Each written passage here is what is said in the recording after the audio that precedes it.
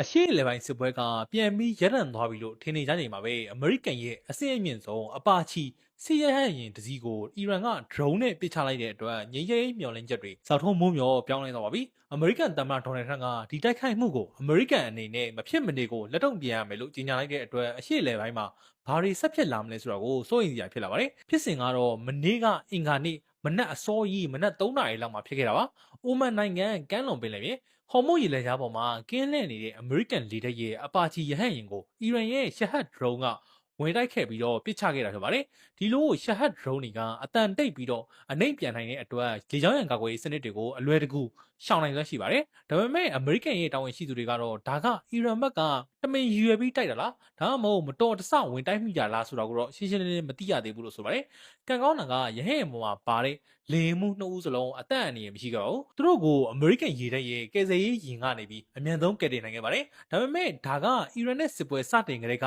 အမေရိကန်ဘက်ကပထမဆုံးအဆင့်မြင့်ရဟတ်ယာဉ်ဆုံးရှုံးမှုဖြစ်သွားပါတယ်။ဒီဖြစ်စဉ်နဲ့ပတ်သက်ပြီးဒေါ်နယ်ထရန့်ကသူ့ရဲ့ Truth Social လူမှုကွန်ရက်မှာမနေ့ညကပဲအီရန်တွေကကျွန်တော်တို့ရဲ့အဆင့်မြင့်ရဟတ်ယာဉ်တစ်စီးကိုပစ်ချလိုက်တယ်လို့စစ်တပ်ကသတင်းပေးပို့ပါတယ်။လေယာဉ်မှု2ယောက်စလုံးတော့ဘေးကင်းပါတယ်။ဒါပေမဲ့ဒီတိုက်ခိုက်မှုကိုအမေရိကန်ကမဖြစ်မနေတုံ့ပြန်ရမယ်လို့ချက်ချင်းရေးသားခဲ့ပါတယ်။ဒီကြီးညာချက်မထွက်ခင်မိနစ်ပိုင်းအလိုမှာပဲအီရန်ရဲ့လွှတ်တော်ဥက္ကဋ္ဌဂါလီဘတ်ကလည်းအမေရိကန်ကိုတတိပေးစကားပြောထားပါတယ်ကျွန်တော်တို့ကတန်တမန်နီးလန်းတွေနဲ့ဖြည့်ရှင်းတာကိုပို့ပြီးသဘောကျတယ်ဒါပေမဲ့အမေရိကန်ကဂရိဖြတ်မယ်ဆိုရင်တော့ကျွန်တော်တို့ရဲ့အကျွမ်းကျင်ဆုံးဖြစ်တဲ့တခြားသောဘာသာစကားစီးရေးနီးလန်းနဲ့ပြောင်းပြီးတော့တုံ့ပြန်ရလိမ့်မယ်လို့အတီလင်းချိတ်ချောက်ထားခဲ့ပါတယ်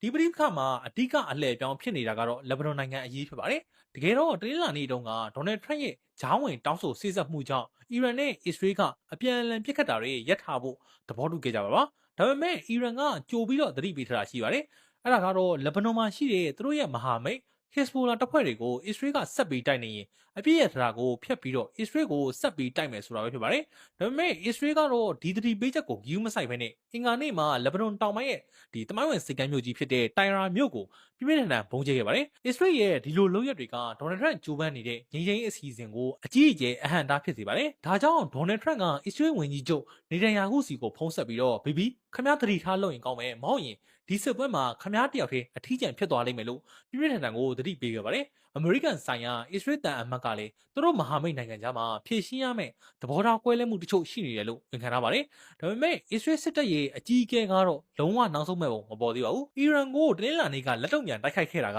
နောက်ထပ်ပို့ပြီးတော့ကြီးမားပြင်းထန်တဲ့တိုက်ခိုက်မှုကြီးအတွက်အကျိုးပြင်ဆင်မှုသက်သက်ပဲရှိတယ်လို့ပြောဆိုလိုက်ပြီးတော့အီရန်ကိုအချိန်မီထပ်ပြီးတိုက်ဖို့အသင့်ပဲလို့ဆိုထားပါတယ်။လက်ရှိမှာဟော်မုတ်ရေလက်ကြားကိုအီရန်ကပိတ်ဆို့ထားဆဲဖြစ်ပါတယ်။အမေရိကန်နိုင်ငံရဲ့စွမ်းအင်ဝန်ကြီးကရေလက်ကြားထဲမှာတင်မောသွားလာမှုတွေပြန်ပြီးတက်လာနေပြီလို့ဆိုပေမဲ့စစ်ပွဲပြီးသွားရင်တော့ပုံမှန်စွမ်းအင်စီးဆင်းမှုအခြေအနေကိုပြန်ရောက်ဖို့လာပေါင်းများစွာအချိန်ယူရအောင်မယ်လို့ပြောပါတယ်။ငင်းချင်းရဲ့အတွက်နှစ်ဖက်တောင်းဆိုချက်တွေကလည်းအလွန်ကွာဟနေစေဖြစ်ပါတယ်။ဒေါ်နယ်ထရန့်ကအီရန်အနေနဲ့နျူကလ িয়ার လက်နက်လုံးဝမထုတ်နိုင်အောင်တားဆီးကြပါတယ်။အီရန်ဘက်ကလည်းနိုင်ငံတကာစီးပွားရေးပိတ်ဆို့မှုတွေအကုန်လုံးရုပ်သိမ်းပေးဖို့ပိတ်ဆို့ခံထားရတဲ့ဒေါ်လာဘီလီယံနဲ့ချီတဲ့ရန်ပုံငွေတွေကိုပြန်လွှတ်ပေးဖို့ဟော်မုတ်ရေလက်ကြားကိုသူတို့ကိုထိန်းချုပ်ခွင့်အတိအမှတ်ပြုဖို့နဲ့အဓိကအားဖြင့်လက်ဘနွန်ကိုအစ္စရေးကတိုက်နေတာတွေကိုအမြန်ဆုံးရပ်တန့်ပေးဖို့တောင်းဆိုထားပါတယ်။အထုတ်ပြောရင်တော့အမေရိကန်ရဲ့ဒီရဟတ်ယာဉ်ပစ်ချခံရမှုရဲ့အစ္စရေးရဲ့လက်ဘနွန်အပေါ်ပြင်းထန်တဲ့တိုက်ခိုက်မှုတွေကြောင့်အေပီလာတွေကမျှော်လင့်ထားခဲ့တဲ့အရှိလေပိုင်းရဲ့ငြိမ်းချမ်းရေးကအခုအခါမှာတော့အလွန်ကိုဝေဝါးနေစေဖြစ်ပါတယ်။ဒေါ်နယ်ထရန့်အနေနဲ့ဒီစစ်ရေးတင်းမာမှုတွေကိုငြိမ်းချမ်းရေးဇပွဲဝိုင်းစ